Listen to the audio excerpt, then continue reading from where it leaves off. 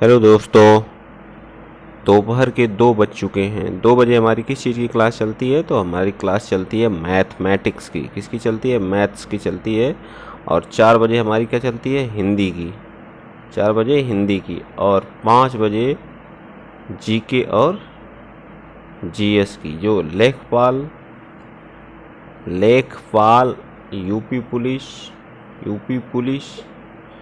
UP police और किसके लिए? Yes, super TET. ठीक है, सबके लिए क्या है? मोस्ट इम्पॉर्टेंट है। चलिए वीडियो के लिए जो है, ठीक, चलिए स्टार्ट करते हैं। मैथ का आज का पहला क्वेश्चन हमारा क्या है? ए की पावर 4 प्लस बी की पावर 4 इक्वल टू ए की पावर 2 इंटू बी की पावर 2 हो तो ए की पावर 6 प्लस ए की पावर कितना हो जाएगा? बी की पावर 6 का मान बताइए। तो इस ए की पावर 4 को हम क्या लिख सकते हैं? ए की पावर 4 प्लस बी की पावर 4 माइनस ए की पावर 2 और क्या लिख सकते हैं इसको? बी की पावर 2 इक्वल टू 0 लिख सकते हैं। ठीक, इक्वेशन हमारी हो गई। और हम एक फार्मूला पढ़े, कौन सा? ए की पावर क्यूब प्लस बी की पावर क्यूब का फार्मूला आप लोगों ने पढ़ा होगा। क्या होता है इसका? फार्मूला होता है ए कोष्टक में ए प्लस बी। एक कोष्टक में क्या हो जाता है? एक कोष्टक में हमारा होता है ए का स्क्वायर प्लस बी का स्क्वायर होता है ना, बी का स्क्वायर माइनस ए बी। पढ़े होंगे आप लोग। ठीक है, आइए हम ए की पावर 6 को क्या लिख सकते हैं? ए की पावर 2 और की पावर क्या लिख सकते हैं? 3 लिख सकते हैं। इसी तरह से ए की पावर बी की पावर 2 की पावर क्या लिख सकते हैं? 3 लिख सकते हैं। इसको जब पूरा लिखेंगे तो क्या हो जाएगा? एक कोष्टक में हमारा इसी फार्मूले के बेस पे ए की पावर 2 और बी की पावर 2। एक कोष्टक में हमारा क्या हो जाएगा? ए की पावर 4। एक कोष्टक में क्या हो जाएगा? बी की पावर 4 माइनस ए की पावर 2 इंटू बी की पावर क्या हो जाएगा? 2। बस कुछ नहीं, इसकी वैल्यू हमें 0 पता है, ये हमारी 0 हो जाएगी। तो ए की पावर 6 प्लस बी की पावर 6 बराबर 0। ये हमारा क्या आ जाएगा? आंसर आ जाएगा। ठीक है, ए की पावर 6। बस अगर हमें फार्मूला पता है तो हम सीधा सीधा फार्मूले पे पुट करके क्या कर सकते हैं? निकाल सकते हैं। ठीक है, मेरे ख्याल से आप लोगों को समझ में आ गया होगा। कुछ नहीं है इसमें, जो है एकदम इजी था ये वाला क्वेश्चन। ठीक है, आइए चलते हैं नेक्स्ट क्वेश्चन। क्वेश्चन नंबर 2 हमारा क्या कर रहा है? क्वेश्चन नंबर 2 देखिए। क्वेश्चन नंबर 2 क्या कर रहा है? किसी संख्या को, जब एक संख्या है, किसी संख्या को 221 से भाग देने पर शेषफल 64 प्राप्त होता है। यदि उसी संख्या को 13 से भाग दिया जाए तो शेषफल क्या प्राप्त होता है? मान लीजिए ये संख्या क्या है? कोई x है। ठीक है, x है, इसको भाग दे रहे हैं आप 221 से। ठीक, कुछ y को हमारा क्या आएगा? भागफल आएगा, शेषफल क्या आता है? 64। ठीक, कह रहा फिर उसी संख्या को हम क्या करते हैं? 13 से। तो जो शेषफल बच रहा है उसी को भाग दे दीजिए ना। जो शेषफल बच रहा है 13 से भाग दे दीजिए। 13 से भाग दीजिए, कितना हो जाएगा? 13 चौक का 13 चौक को 52 होता है। 52/2 कितना आ जाएगा? 1 आ जाएगा, यहाँ 2 आ जाएगा। तो शेषफल कितना आ जाएगा? कुछ नहीं, एकदम इजी, एक एक लाइन के सवाल है। ठीक है, अगर बढ़िया से पढ़ रहे हैं आप एकदम इजी हैं सब। किसमें? लेखपाल में आए हुए सारे क्वेश्चन क्या हैं? लेखपाल के लिए मोस्ट इंपॉर्टेंट है। ठीक, लेखपाल और यूपी पुलिस के लिए। ठीक है, ऐसे ही क्वेश्चन आते हैं। ठीक है, चलिए मेरे ख्याल से समझ में आ गया होगा। अगर हमें किसी एक संख्या का भाग देने पर अगर शेषफल दिया तो शेषफल जो आ रहा है, और कह रहा है उसी संख्या को 13 से भाग, जो 13 आया है उसको, जो उसके शेषफल में क्या करिए? भाग दीजिए, जो आ रहा है वही शेषफल हो जाएगा। ठीक है, हमारा D part is the right answer. चलिए आइए नेक्स्ट क्वेश्चन देखते हैं। क्वेश्चन नंबर 3 हमारा क्या कर रहा है? क्वेश्चन नंबर 3 कह रहा है यदि 4 वस्तुओं का विक्रय मूल्य, मतलब 4 वस्तु है, ठीक, उसका एसपी का मतलब होता है सेलिंग प्राइस। ठीक है, 5 वस्तु के सीपी के बराबर है। ठीक, तो एसपी और सीपी का रेशियो क्या हो जाएगा? एसपी और सीपी का। ठीक, 1 मिनट रुक जाइए, फिर से मैं कर देता हूँ। तो 4 एसपी इक्वल टू 5 सीपी। ठीक, क्वेश्चन में कहा है बराबर है। ठीक है, बराबर, तो मैंने भी बराबर कर दिया। तो एसपी बराबर SP और CP का रेशियो क्या हो जाएगा, SP 5 आए और 4। इनका जब इसमें से घटाएंगे SP में से CP तो हमारा प्रॉफिट कितना आएगा, प्रॉफिट 1 आएगा। ठीक है, तो क्या पूछा है, तो प्रॉफिट परसेंटेज बराबर क्या होता है, प्रॉफिट अपॉन CP इंटू 100। इसी पुट कर दीजिए, प्रॉफिट 1 आया, कितने पर आया, क्रय मूल्य जो हमारा उस पर इंटू 100, तो कितना आ जाएगा, काटेंगे तो 25% आ जाएगा। ठीक है, कितना आ जाएगा, 25% आ जाएगा। ठीक, मेरे ख्याल से ये भी समझ में आ गया होगा, इजी क्वेश्चन था। चलिए आइए next question, question number 4। Question number 4 हमारा क्या कह रहा है, क्वेश्चन नंबर 4 हमारा कह रहा है किसी वस्तु के विक्रय मूल्य तथा क्रय मूल्य का अंतर, विक्रय का मतलब SP माइनस CP कितना आ रहा है, 210। SP में से जब CP घटाते तो हमारा क्या आता है, प्रॉफिट आता है। क्या आता है, प्रॉफिट। तो हमारा प्रॉफिट एक तरह से समझिए दे दिया है। ठीक है, यदि लाभ प्रतिशत मतलब प्रॉफिट परसेंट का फार्मूला क्या होता है, प्रॉफिट परसेंट CP माइनस क्या होता है, SP minus CP upon CP into 100। ठीक, ये होता है। इसी फार्मूले में पुट करिए कितना, तो इस फार्मूले में अगर पुट करेंगे आप तो हमें 25% दिया है, तो इसको 25 लिख दीजिए। ठीक, 25/100 कर लीजिए। ठीक है, और इस चीज़ को क्या करिए, 210 बटे में कितना आ जाएगा, SP। तो हमारी यहाँ से SP की क्या आ जाएगी, वैल्यू आ जाएगी, कितनी आ गई SP, 25 चौका 100 कट जाएगा, और ये आ जाएगा SP बराबर कितना आ जाएगा, 210 इंटू 4 कितना आ जाएगा, मेरे ख्याल से 840 हमारा क्या आ गया है, सॉरी SP नहीं होता, CP यहाँ होता है। ठीक है, CP मतलब कास्ट प्राइस, तो CP बराबर कितना आ गया, 840। ठीक है, 840। हमसे पूछा क्या है, वस्तु का क्रय मूल्य, हमसे SP पूछा है। ठीक है, SP, तो इस पे कितने का लाभ हो रहा है, तो इस पे लाभ हो रहा है 125 का। ठीक, इंटू 100, तो 25 5 25 चौका, इससे इससे काटेंगे तो कितना आ जाएगा, कट पिट के सब जब करेंगे तो SP बराबर आ जाएगा आपका 1050। कुछ नहीं है, जल्दी जल्दी आप, ये तो समझाने में मुझको इतना लिखना पड़ रहा है, नहीं तो 1 से 2 लाइन का सवाल है, 1 से या 2 लाइन का। ठीक है, चलिए आइए चलते हैं नेक्स्ट क्वेश्चन। कितना आंसर आ जाएगा, 1050। ठीक है, 1050 किस ऑप्शन में, हमारा C पार्ट में दिया हुआ है। ठीक है, नहीं समझ में आएगा वीडियो पॉज कीजिएगा, समझ में आ जाएगा। ठीक है, आगे वाले में क्या पूछा, बहुलक। क्वेश्चन नंबर 5 में हमसे क्या पूछा, बहुलक पूछा। ठीक है, क्या पूछा है, बहुलक। देखिए बहुलक क्या हो जाएगा, प्रेक्षण दिया है 10 11 16 17 12 13 17 16 16 12 16 10, और क्या दिया है, 5 और 16। ठीक, आइए देखते हैं 15 देखिए कितनी बार है इसमें, 15 देखिए कितनी बार है। ठीक, तो देखिए 15 कितनी बार है, तो 15 एक यहाँ है। ठीक, एक बार हुआ, और कहीं 15 दिख रहा है, ऑप्शन उठा, चारों ऑप्शन को देख लीजिए बस, 15 एक बार है। ठीक, 15 एक बार है। ठीक, अब देखिए अगला आपका ऑप्शन क्या है, अगला आपका ऑप्शन 16 है। 16 कितनी बार है, एक बार है 16, 2 बार 16 है, 3 बार 16 है, और कितनी बार, 4 बार 16 है, 5 बार। 16 की वैल्यू कितनी बार है, 5 बार है। ठीक, अब आइए देखते हैं किसको, अब देख लेते हैं हम 13 को। 13 कितनी बार है, 13 भी एक बार है। ठीक, 13 कितनी बार है, एक बार है। ठीक, अब बचा कौन, अब बचा हमारे पास कौन, 11। 11 देखिए कितनी बार है, एक बार 11 है। ठीक, 11 भी एक बार है। तो जिसकी बारंबारता सबसे ज़्यादा बार होती है, जिसकी बारंबारता सबसे ज़्यादा बार होती है, वही हमारा क्या होता है, बहुलक। तो बहुलक ये कितनी बार है, 5 बार है। ठीक, तो B part is the right answer, B part क्या हो जाएगा हमारा यहाँ सही हो जाएगा। ठीक है, आगे चलते हैं नेक्स्ट क्वेश्चन। मेरे ख्याल से सबको समझ में आ गया होगा बहुलक।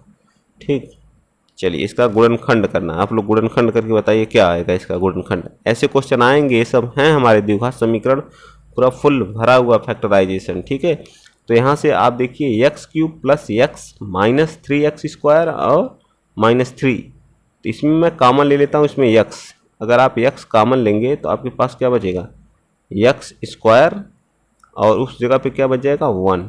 ठीक, एक कोष्टक बंद हो जाएगा। यहाँ से -3 कॉमन ले लीजिए, -3 कॉमन लेंगे तो क्या हो जाएगा, तो x स्क्वायर और +1। ठीक, अब साफ साफ दिख रहा है आपका, तो x स्क्वायर +1 और x -3, यह किस ऑप्शन में है? एक्स स्क्वायर प्लस वन किस में दिया है?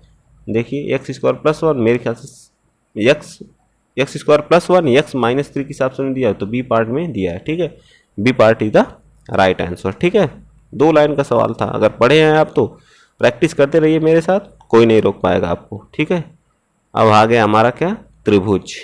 एक त्रिभुज है जिसमें क्या दिया है? एक त्रिभुज होता है। ठीक, ये हमारा क्या है? त्रिभुज है। ठीक, इस रेखा को इसके लंब से जब मिलाते हैं, ये क्या है? हमारा P है, ये हमारा Q है, ये हमारा R है।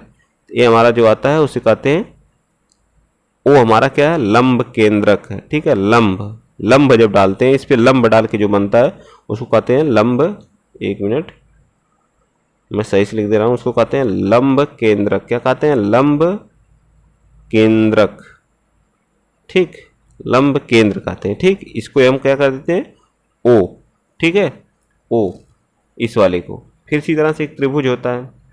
ठीक, जब इसको इस पॉइंट से कट करके जो है यहाँ मिलाया जाता है, ये हमारा क्या होता है?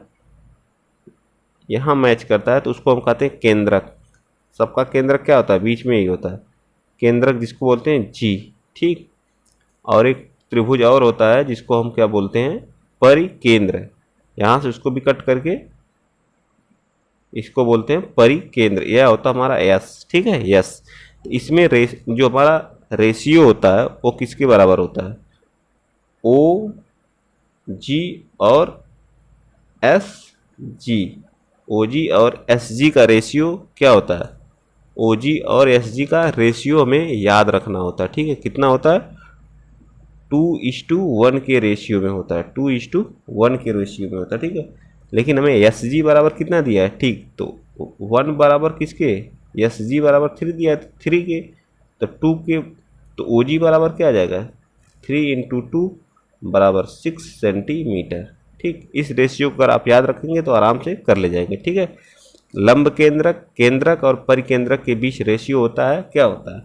ओ जी रेशियो, और क्या होता है? एस जी के बीच 2:1 का रेशियो होता है। इसको याद रखिए, आराम से लग जाएगा। ठीक है, कुछ फार्मूले होते हैं एडवांस में जिन्हें याद करके रखना ही पड़ता है। ठीक है, चलिए आइए नेक्स्ट क्वेश्चन चलते हैं। अब क्या कह रहा है? क्वेश्चन नंबर, ये भी हमारा द्विघात समीकरण से ही है। ठीक है, सभी समीकरण अंडर रूट 3x² + 11x + 6 और क्या है? √3 बराबर 0 के मूल होंगे।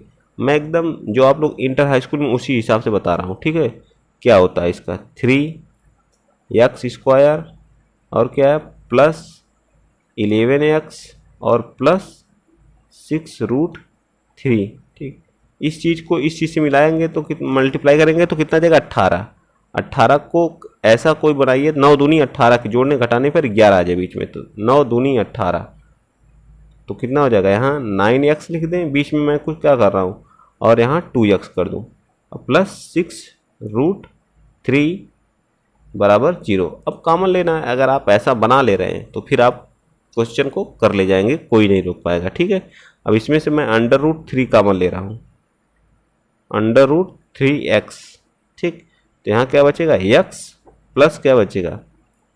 3√3 बचेगा। जब इसका जैसे जब √3 कॉमन लेंगे तो √3 यहाँ आ जाएगा, तो 9 क्या आ जाएगा? ऐसे जाएगा। जब इसका परमेयीकरण कर देते हैं ना, परमेयीकरण कर देंगे तो ये तो 3 आ जाएगा, तो 3 से कट जाएगा, तो हमारा क्या आ जाएगा? 3√3 इतना आएगा। इसलिए मैं यहाँ 3√3 लिख रहा हूँ। ठीक है, कुछ लोग समझ में नहीं आएगा, इसलिए समझाने के लिए किया हूँ। ठीक, ये हमारा क्या हो जाएगा? कैंसिल करके आगे चलते हैं क्वेश्चन। तो हमारा क्या? √3 कोष्टक, फिर यहाँ हम क्या ले लें? +2 कॉमन ले लें। ठीक, +2 कॉमन लेंगे तो क्या बचेगा? x + 3√3 बराबर 0। ठीक, अब क्या आ जाएगा हमारा? एक में आएगा, एक कोष्टक में आएगा x + √3 और एक में आएगा √3x + 2। अब वैल्यू निकाल लीजिए, तो एक x बराबर क्या आ जाएगा? -3√3 और एक वैल्यू क्या आ जाएगी? x बराबर क्या आ जाएगा? -2√3। देखिए किस ऑप्शन में दोनों माइनस माइनस में आए हैं, तो हमारी value B part is the right answer. B part is the right answer. चलिए आइए नेक्स्ट क्वेश्चन, मेरे ख्याल से समझ में आ गया होगा। तो हमें क्या निकालना है? 10, क्या पूछ रहा है? एक प्रथम 10 प्राकृतिक संख्याओं की माध्यिका पूछा है। ठीक है, माध्यिका। तो मैंने क्या बताया था? इसे सीरियल वाइज लिख लीजिए, 1 2 3 4 5 6 7 8 9 और 10। ठीक है, तो टोटल कितने हैं? एक क्या है? सम संख्या है, तो सम संख्या है तो 4 का इधर का ले लिए, 4 इधर। ठीक है, बराबर बराबर। बीच के कितने बचे? 5 और 6। इसको 2 से डिवाइड कर दीजिए, कितना आ गया? 11। 11/2 तो कितना आ जाएगा? 5.5 इज द राइट आंसर। ये हमारी क्या आ जाएगी? माध्यिका आ जाएगी। ठीक, समझ में आ गया होगा ये भी क्वेश्चन। ठीक है, चलिए चलते हैं next question, question number 10। Question number 10 क्या कह रहा है? क्वेश्चन नंबर 10 देखिए क्या कह रहा है।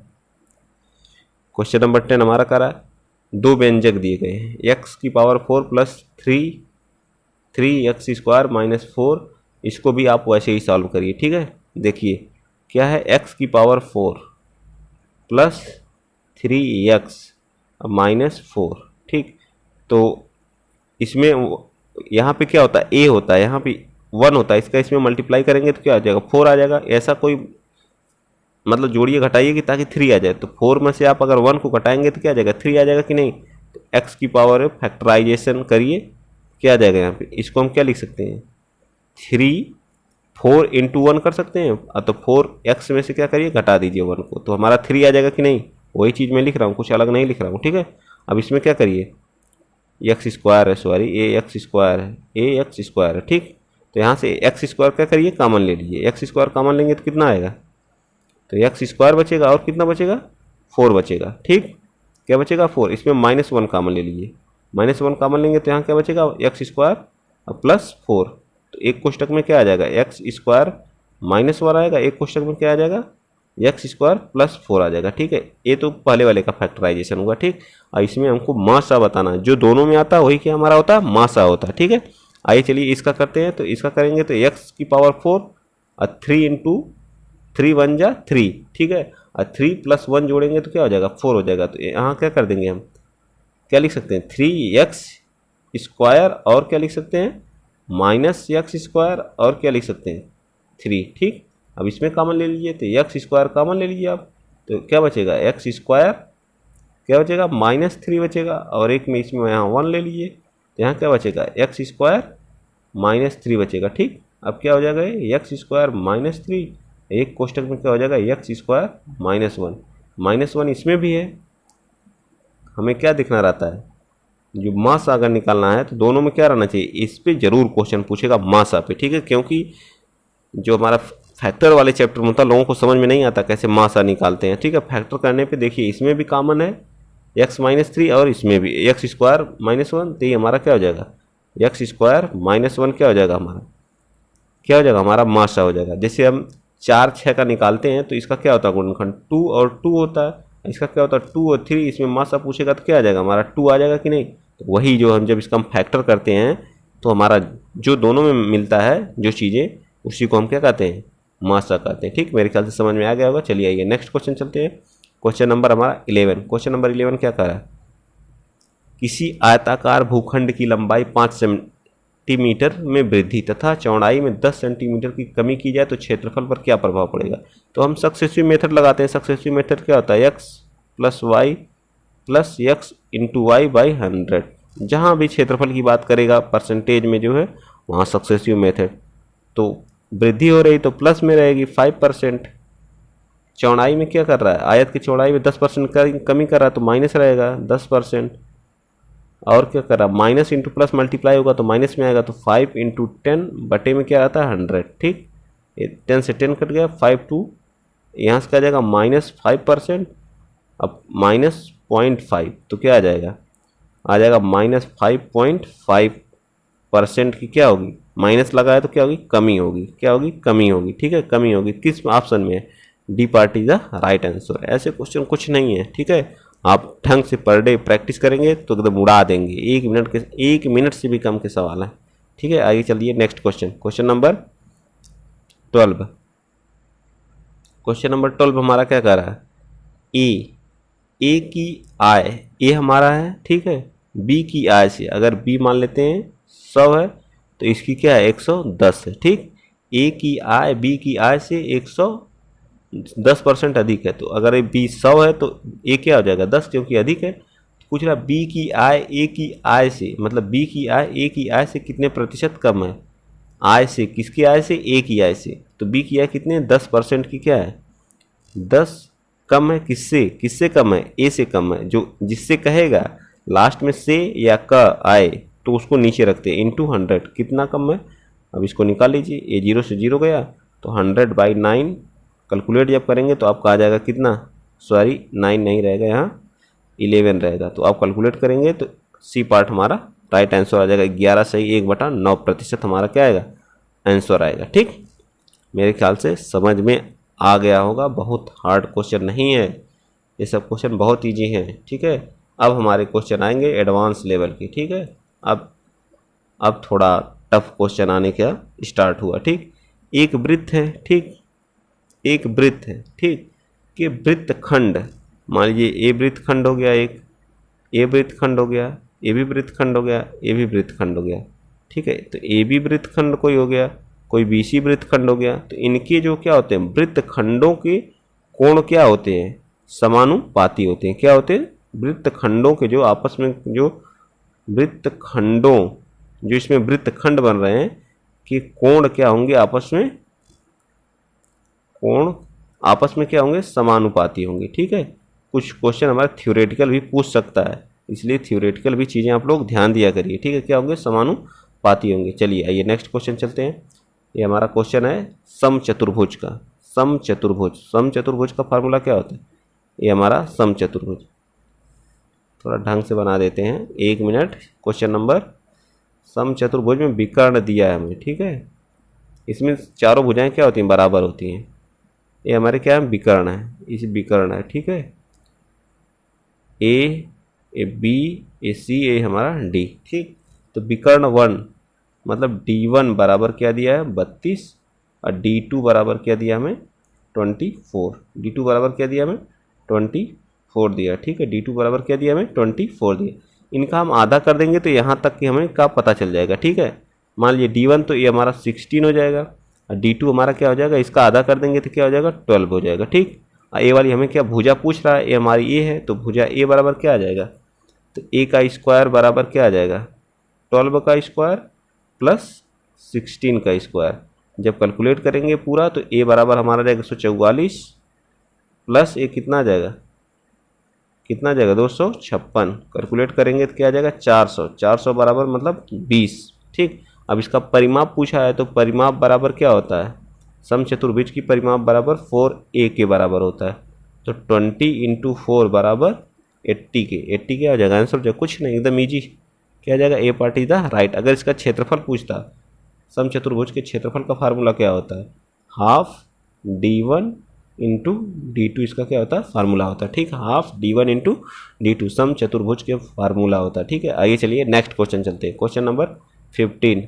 आज हम लोग काफ़ी क्वेश्चन कर लिए। ठीक है, थोड़ा इजी था क्वेश्चन, लेकिन ठीक था, फिलहाल लेवल का क्वेश्चन था, इतना इजी भी नहीं था। ठीक है, अल्फा क्या कह रहा है, अल्फा अंश का एक कोण का माप है जो कि उसके कोट पूरक के बराबर है। मतलब अल्फा, अल्फा का दो कोण, जो कोट पूरक का मतलब क्या होता है, 90 अंश के बराबर है। तो अल्फा प्लस अल्फा बराबर 90। तो अल्फा बराबर क्या आ जाएगा, अल्फा अंश का कोण तो 90/2। ठीक, ऐड करेंगे तो क्या आ जाएगा, 45 डिग्री का। ठीक, इसी तरह से बीटा कोण का माप तो इसके अनुपूरक के बराबर है। तो बीटा कोण का माप क्या हो जाएगा, तो बीटा हमारा अनुपूरक कोण हमारे किसके बराबर होते हैं, 180 के बराबर होते हैं। तो 2 बीटा बराबर क्या आ जाएगा, 180। तो बीटा बराबर क्या आ जाएगा, 90। ठीक, अब हमसे पूछा अल्फा बटे में बीटा का मान क्या हो जाएगा, अल्फा बटे में बीटा का मान। तो बीटा हमारा कितना है, अल्फा हमारा 45 है, बीटा हमारा कितना है 90। इससे कैंसिल होगा तो 1/2, 1/2 का मतलब 0.5, 0.5 हमारा A part is the right answer. ठीक है, राइट आंसर। अब कोटि पूरक क्या होता है, दो मतलब दो एंगल का मान जो है क्या किसके बराबर होता है, 90 अंश के बराबर होता है। और जो अनुपूरक होते हैं उसका मान कितना होता है हमारा, तो हमारे होते हैं 180 अंश के बराबर। ये चीज़ें याद रखेंगे तो लग जाएगा क्वेश्चन। ठीक है, चलिए आइए नेक्स्ट क्वेश्चन चलते हैं। Question number 16। 2 क्वेश्चन और आज हम करेंगे, बाकी जो हमारा बचेगा प्लस कल वाले में जो हम सेकेंड में ऐड करके उसको करेंगे। ठीक है, चलिए आइए चलते हैं नेक्स्ट क्वेश्चन। किसी वृत्त के समांतर चतुर्भुज किसी वृत्त, कोई वृत्त है, ठीक, इसमें समांतर चतुर्भुज की आमने सामने की भुजा क्या होती है, बराबर होती है, ठीक है, ए बी सी डी। इसको कई बार हम लोग पढ़े होंगे, इसको क्या कहते हैं, चक्रीय। जब वो किस में आ जाता है, वृत्त में आ जाता है, उसे चक्रीय चतुर्भुज कहा जाता है, ठीक है, चक्रीय चतुर्भुज। इस वाले कोण का मान, इस वाले कोण का मान, ठीक है, जैसे कोण ए प्लस कोण डी बराबर 180 अंश के बराबर होता है चक्रीय चतुर्भुज में, और कोण सी अब प्लस कोण डी बराबर 180 अंश के बराबर होता है। तो हमारा क्या कौन सा पार्ट हो जाएगा, B part is the right answer हो जाएगा, ठीक है, B part is the right answer. चलिए नेक्स्ट क्वेश्चन, क्वेश्चन नंबर 17, आज का लास्ट क्वेश्चन है, ठीक है, आज का क्या है, लास्ट क्वेश्चन है यही, ठीक है। आइए स्टार्ट करते हैं। क्वेश्चन नंबर 17, 3x, ये तो बहुत ईजी है, कोई भी कर सकता है इसको। अगर इसको नहीं लगा पा रहे हैं तो फिर तो दिक्कत है भाई। चलिए ये इस साइड जाएगा तो 16 में से -7 हो जाएगा, तो कितना आ जाएगा 3x तो कितना बचेगा बताइए, 9, 3 से 3 कैंसिल, तो x बराबर क्या आ जाएगा 3 क्या हो जाएगा, हमारा आंसर हो जाएगा। आज के क्वेश्चन थोड़ा इजी थे, मेरे ख्याल से आप लोगों को समझ में आया होगा। आप लोग ज़्यादा से ज़्यादा सपोर्ट करिए, ठीक है, वीडियो को लाइक शेयर और सब्सक्राइब करिए। अच्छा लग रहा है तो लाइक शेयर और सब्सक्राइब करिए। आपको ऐसी ही वीडियो 2 बजे आपको मैथ की पर डे मिलती रहेंगी। आप लगे रहिए अभी से। लेखपाल, यूपी पुलिस वाले, सुपर टेट वाले, चुनाव ख़त्म हो चुका है, काउंटिंग होगी 10 को, उसके बाद रिजल्ट जैसे आया वैसे ही हमारे मार्च से सारी प्रक्रियाएं क्या हो जाएंगी, 15 से 16 मार्च से सभी एग्ज़ाम की प्रक्रियाएं स्टार्ट हो जाएंगी। आप लोग सपोर्ट नहीं कर रहे हैं, प्लीज़ ज़्यादा से ज़्यादा सपोर्ट करिए। आज के लिए इतना ही। जय हिंद, जय भारत।